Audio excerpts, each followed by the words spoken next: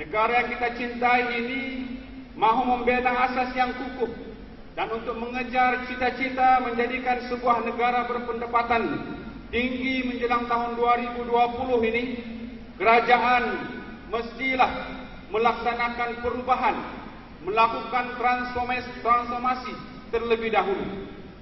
Dan kita setiap rakyat Malaysia, termasuk anak-anak muda di kawasan pedalaman, kawasan Keningau ini, merasakan perubahan landscape baharu ini, yang mana memfokuskan kepada 7 bidang utama, 7 bidang keberhasilan utama negara, NKRA, yang salah satunya di bawah Yang Berhormat Menteri Kemajuan Luar Bandar dan Wilayah, yaitu mempertingkatkan infrastruktur asas luar bandar. Kejayaan cemerlang ini, saudara-saudara, menerima pujian dari pakar-pakar bidang yang disegani di seluruh dunia, menerima pujian daripada pemimpin-pemimpin negara yang membangun dan maju. Dan pada kami sesungguhnya dasar GDP ini mencerminkan keterampilan kepimpinan Presiden UMNO yang amat berhormat Datuk Seri Najib Tun Haji Abdul Razak, yang juga selaku Perdana Menteri Malaysia, yang pada kami merupakan dan bersifat dan berorientasikan futuristik. Di atas dasar itulah, maka kami pemuda UMNO Keningau pada persidangan ini memilih tema persidangan, yaitu masa depan lebih selamat dan terjamin di bawah Kerajaan Barisan Nasional ataupun BN, a more secure and assured future. Tema ini, saudara-saudara, bukan sahaja relevan, tetapi menjiwai dasar perjuangan Barisan Nasional yang diterajui UMNO. Tema ini bukan satu retorik, bukan satu perhiasan, ataupun bukan satu window dressing semata-mata, tetapi telah menjadi amalan serta mencerminkan watak dan perwatakan Barisan Nasional yang sebenar. Tema ini sudah pun sinonim dengan konsep perjuangan Barisan Nasional yang sejak tahun penubuhannya, yaitu pada tahun 1973, telah mengamalkan dasar penyatuan kaum serta pengagihan perkongsian kuasa yang bersifat inklusif, serta pengagihan kekayaan negara secara adil dan saksama kepada rakyat tanpa mengira kaum, agama, bangsa. Pendek kata, tema ini adalah legasi Barisan Nasional yang tidak mungkin dapat ditiru atau ditandingi oleh Pakatan Pembangkang. Saudara-saudara yang saya hormati sekalian, pada kami Pergerakan Pemuda UMNO, kami dapat simpulkan beberapa sifat atau amalan pihak pembangkang. Antaranya ialah pihak pembangkang mengamalkan politik individualis, yaitu orang yang mempertahankan kebebasan diri. Contohnya yang terkini ialah perbalahan serius yang tidak berkesudahan antara PAS dan DAP mengenai hukum hudud. Perbalahan yang melibatkan sensitiviti agama, melibatkan sensitiviti kaum, sangat bahaya, kerana ini boleh mengancam dan menggugat perpaduan keamanan dan keharmonian rakyat berbagai kaum dan agama di negara ini.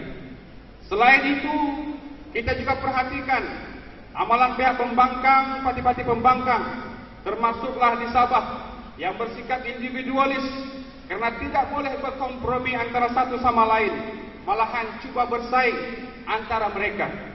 Bagaimana mereka boleh mendakwa bahwa nasib dan masa depan rakyat dan negeri ini lebih terjamin dan selamat, sedangkan mereka sendiri tidak menunjukkan sikap toleransi, tolak ansur, dan semangat setia kawan.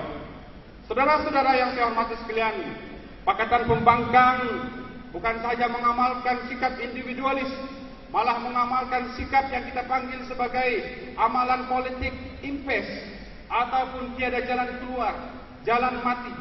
Pakatan Pembangkang mengamalkan budaya blame game, sentiasa mencari kesalahan dan kelemahan orang lain, serta pelbagai lagi mekanisme bela diri dan pantas menghukum orang lain. Tetapi pada waktu yang sama, pihak pembangkang ini gagal mengemukakan alternatif penyelesaian yang lebih konstruktif dan lebih daripada apa yang telah dan sedang dilaksanakan oleh Kerajaan Barisan Nasional. Maknanya mereka ini lebih suka untuk menghasut, lebih suka untuk mengelirukan rakyat daripada berusaha untuk mencari penyelesaian. Saudara-saudara, bukan setakat penyakit individualis, penyakit impes, tetapi satu lagi yang kita dapati di kalangan Pakatan Pembangkang ini ialah mereka ini mengamalkan politik retorikal, cakap yang melebih-lebih, cakap tidak serupa bikin. Ini dapat kita perhatikan melalui sikap pemimpin-pemimpin pembangkang yang gemar menabur janji-janji yang kedengaran muluk-muluk, sedap dan menarik untuk didengar, tetapi sebenar dan hakikatnya ialah ia semua tidak realistik. Adakah kita rakyat Malaysia di negeri Sabah ini boleh mempercayai bahawa pihak pembangkang langsung tidak mendapat apa-apa manfaat dan faedah daripada segala apa inisiatif pembangunan sosial, ekonomi dan prasarana yang telah sedang dan akan dilaksanakan oleh Kerajaan Barisan Nasional yang memerintah negara kita? Saya tidak perlu jenis, saudara-saudara. Saya tidak perlu jenis. Tetapi sejujurnya saya berpendapat bahawa sikap dan attitude yang ditunjukkan oleh Pakatan Pembangkang itu amat bertentangan dengan perjuangan Barisan Nasional itu sendiri. Yang mana kita tahu Barisan Nasional ini mengamalkan dan lebih mengutamakan kepada penyatuan kaum, penggabungan kaum, serta perkongsian kuasa yang adil dan bersifat inklusif. Pada hari ini, isu 20 perkara selalu dibangkitkan oleh pihak pembangkang. Hari ini Pergerakan Pemuda UMNO ingin menyatakan pendirian bahawa pada kami, Sabah, negeri yang kita cintai ini, yang telah pun mencapai kemerdekaan, menerusi pembentukan Malaysia 16 September 1963. Namun kita masih mendengar ada suara-suara yang cuba mengungkit kedudukan Sabah dalam Malaysia, termasuklah membatu api isu 20 perkara mengenai persetujuan Sabah untuk membentuk Malaysia.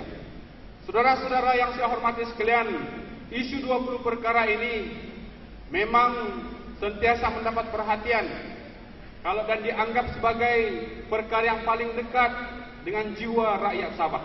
Dan tidak mengherankan jika ada pihak yang mengambil kesempatan menggunakan pendekatan secara berkonfrontasi ataupun confrontational approach mengenai 20 perkara tersebut demi dan kepentingan politik mereka semata-mata.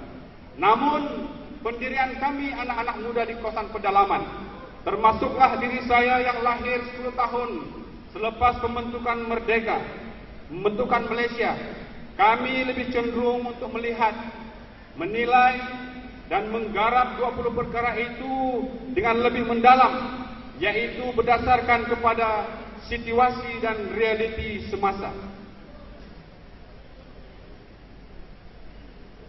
Isu yang timbul yang selalu kami tanya, apakah yang telah berlaku setelah 49 tahun Sabah mencapai kemerdekaan melalui Malaysia? Atau dengan kata lain, apakah yang telah dinikmati oleh rakyat dan negeri Sabah, terutama dari segi pembangunan sosial, ekonomi, pendidikan, kemudahan infrastruktur dan sebagainya selepas 49 tahun Sabah dalam persekutuan?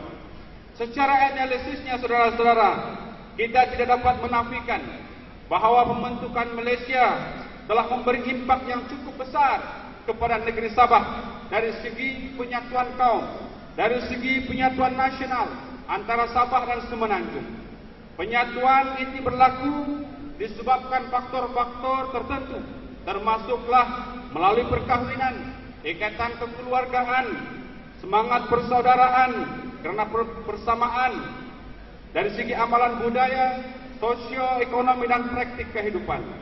Justru saya melihat, saya nampak ciri-ciri dan identiti masyarakat Sabah di masa akan datang banyak dipengaruhi